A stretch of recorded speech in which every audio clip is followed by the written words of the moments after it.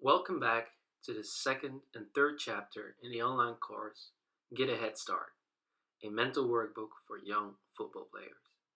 We will be looking at the second chapter, Team First, and the third chapter, Motivation. So, on to the second chapter, Team First. Team First. Do you realize that your primary role as a team member is to help the team to win? Team focus entails doing what it takes to integrate well within the team and making an active contribution to a positive atmosphere within the team. Team focus is crucial because it serves to coordinate the joint efforts of all players. Modify your behavior to demonstrate your understanding of the fact that the interests of the team are more important than your personal objectives. Using your own leadership skills to steer the team is important during any critical moments that may arise during the season. So have the courage to take the lead when it's appropriate to do so. A Nike commercial once said, "Be the one who doesn't need a man to be the captain." This is exactly that. Communicate in a clear and constructive manner, give advice to others, and try to motivate your teammates whenever times get tough.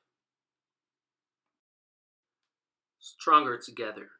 Encourage others and emphasize their qualities. Use positive coaching techniques to show them that they are respected members of the team. Whenever you give feedback to other players, be sure to focus on their strengths and positive behavior first before pointing out any mistakes or offering constructive criticism. Feel free to read the other tips here. This month's exercise around team focus will be you agreeing or disagreeing with a few statements. Consider the following statements in relation to your team. Try and discuss some with your teammates or coaches.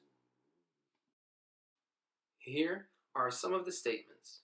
The players all enjoy playing for this team. We make sure we communicate effectively. Being part of this team is hard work, but also a lot of fun.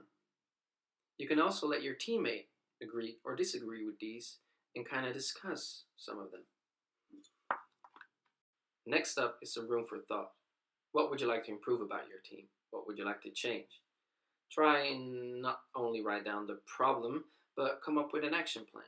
Try and get to the root of the problem and come up with ways to get rid of it, or at least lessen the problem's effect. For example, you're playing a game and you and your team cannot come up with ways to deal with a certain formation that the opponent is playing. Their 4-4-2 is overwhelming your 4-3-3. The first half has been an absolute disaster. Looking at the problem, you think it's merely the formation that's giving your team troubles. But looking deeper at it, you find that it starts with a lack of communication in the team, or maybe a lack of problem-solving skills on the pitch. In the first scenario, you and your team can organize a training where everyone can only shout or can only call each other by name the whole training to increase everyone's communication skills.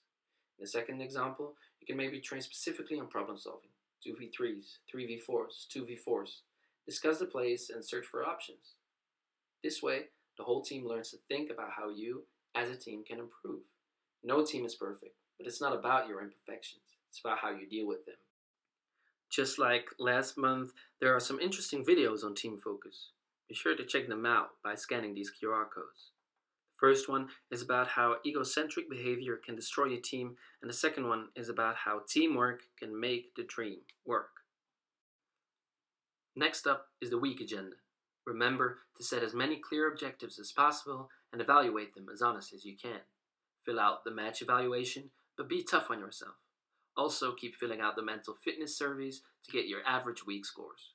Think about each top moment of the week, look back on what you learned, and ask advice from your coaches and or others. Now it's time to look back on the month. Transfer your mental fitness scores to this table. It will give you a good visual of the development of your mental fitness over the past month. Also think about how satisfied you were with the energy you spent on non-sporty areas in your life. Here you can find a more detailed checklist for your last game of the month. Just like last month, try to be as honest as possible. And finally, some space for some extra thoughts or more. Moving on to chapter number 3, Motivation. Why do you play football? Your ultimate success will largely depend upon the objectives that you define. The final score of a match could be indicative of a great performance for one player, whilst being disappointing for another member of the team.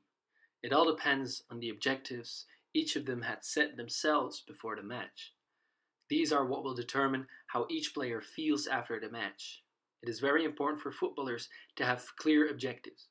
Do you want to be the best striker on your team or the best striker in the league? How high are you aiming? Everyone set different objectives.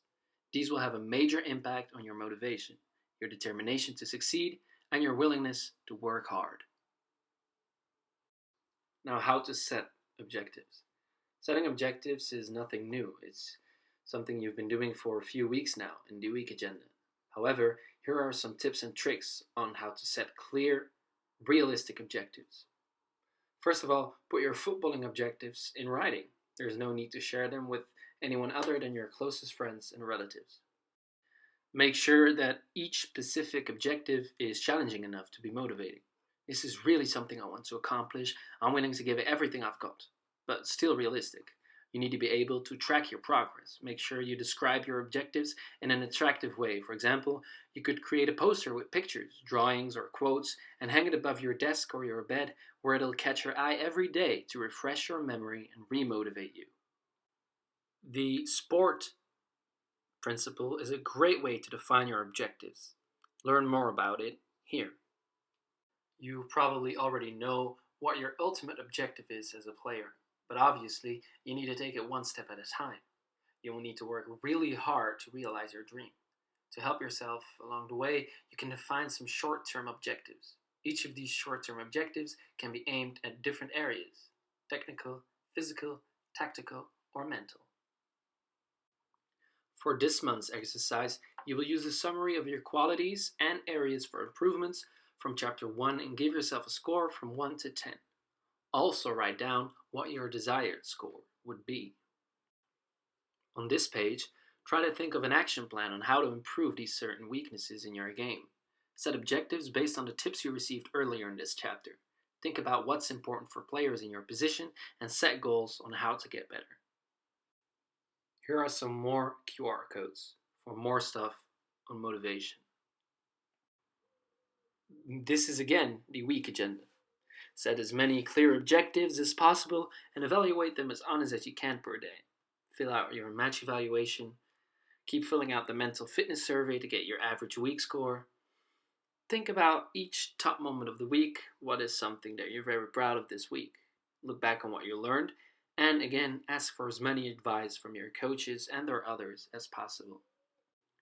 Go back and take a look at each week's mental fitness score and put them in the table below. It will give you a great visual representation of how mentally fit you were the last month. And complete this chapter by filling out this month's more detailed checklist on your last game of the month.